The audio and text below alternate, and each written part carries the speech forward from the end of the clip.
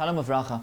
In this week's Parashah, we find the meeting between Yehuda and Yosef. And Chazal call this meeting, which is the climax of the whole story of Yosef and the brothers, they call it a meeting of kings. Ki hine melachim noyadu, avru yachtov, the kings come together. These are Yehuda and Yosef that came together in this climatic meeting between the two of them. And the question is, what is the place for two different leaderships, for two kings within one nation? We're one family, we're one nation, but we have two different types of leadership, Yehuda and Yosef. What do they represent, and how do they come together? But there are really two different types of leadership that Yehuda and Yosef represent, each one a different type, a different idea of a leader. One type of leadership is a leadership that clarifies what is the essence of the nation. What's the idea of Klal Yisrael? How do we define Klal Yisrael? What's our basic identity? That's the leadership of Yosef. The leadership of Yehuda is the leadership in the field. Yehuda is the king. He's the one that starts off the lineage of David HaMelech and later Melech HaMashiach, and he brings the realization of that idea in the field, in the kingdom. It's a different type of leadership. And we see these two different types of leadership in the brachas of Yaakov Avinu at the end of Sefer Parashas. On the one hand, the bracha that's given to Yosef is a bracha of Midei Abir Yaakov, Misham Roya Even Yisrael, meaning this is a continuation of Abir Yaakov, the strength, the might of Yaakov is continued on through Yosef. That's how he shepherds Roya Even Yisrael. He shepherds Klal Yisrael by continuing on the legacy, the idea of Yaakov Avinu. What is that idea? Yaakov Avinu is an Ish Tam, Yoshev Halim. He's a person that sits indoors, in the tent. He sits and he thinks and he clarifies.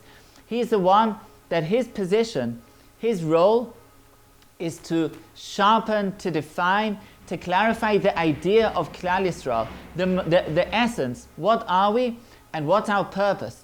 That's Yaakov, and Yosef continues that on.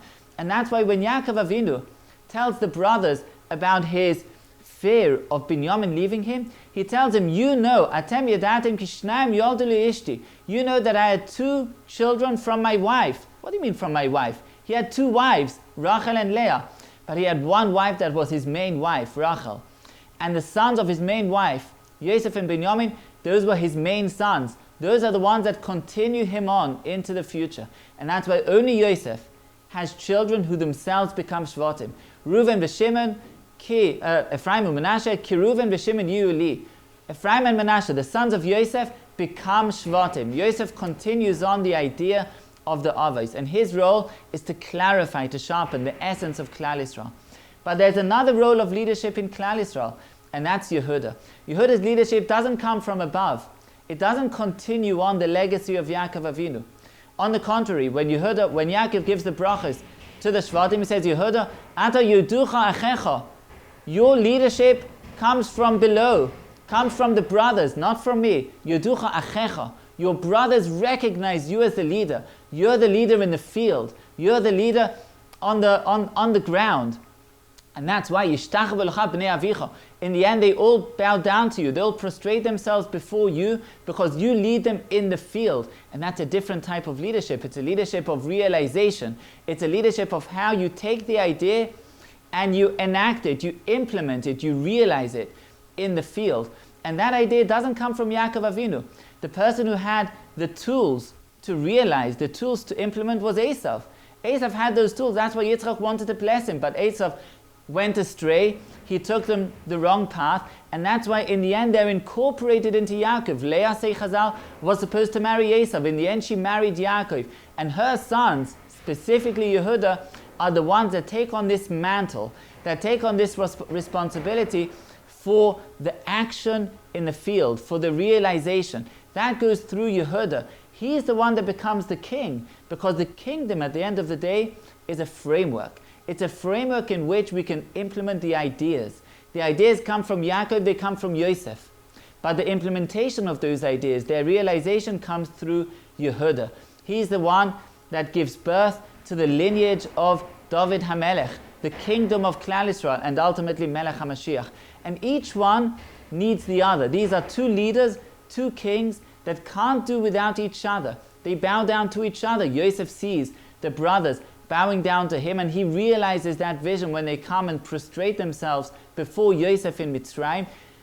You need to realize an idea. Without having the idea, that clarity, that defining, the clear definition of what you need to realize, then you don't have a kingdom. But on the other hand, the brothers also bow down before Yehuda, because without the realization, an idea remains abstract and doesn't have representation in the real world. They need each other. And this needing each other is expressed beautifully in our Haftarah. In the Haftarah we find Yecheskel HaNavi taking two trees. The HaKadosh Baruch Hu commands him to take a tree of Yosef and a tree of Yehuda and to bring them together, to graft them into one sapling, into one tree. That's, at the end of the day, the tree of Klal Yisrael is a tree that can combine both of those arms of leadership. We would call them, in a modern sense, on the one hand, there's the branch of government. That's the legislative branch, responsible for the laws, but there's also the executive.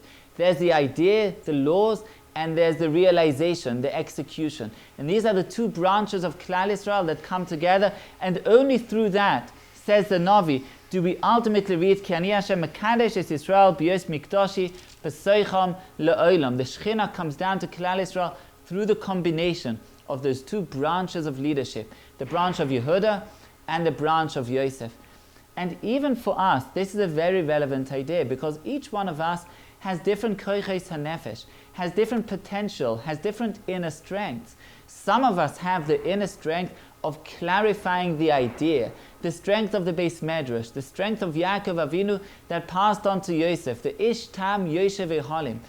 But some of us have the strength of the realization in the field, the implementation, the strength of going out there, the strength of action. And each one needs to know what his strengths are and bring them out according to his strengths and according to his capacities.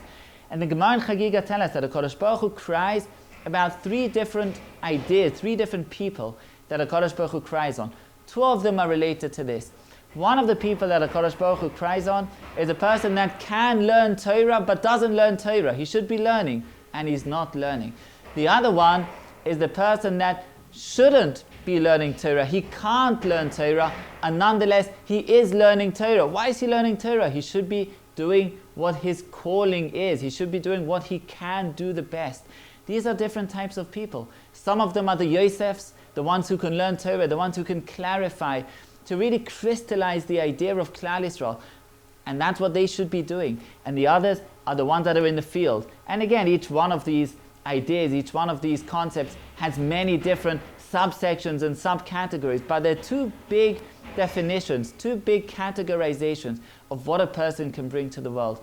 Halavai that each one of us will understand, will find his own calling, his own shlichus, his own calling in the world, his inner strength, and be able to truly realize it, to clarify his strength like Yosef knows, and to realize it in the field like Yehuda knows. And together these two will come together to bring us forward and to bring us the redemption b'mheira b'yameinu, and to bring us the greatness that each one of us has latent within him.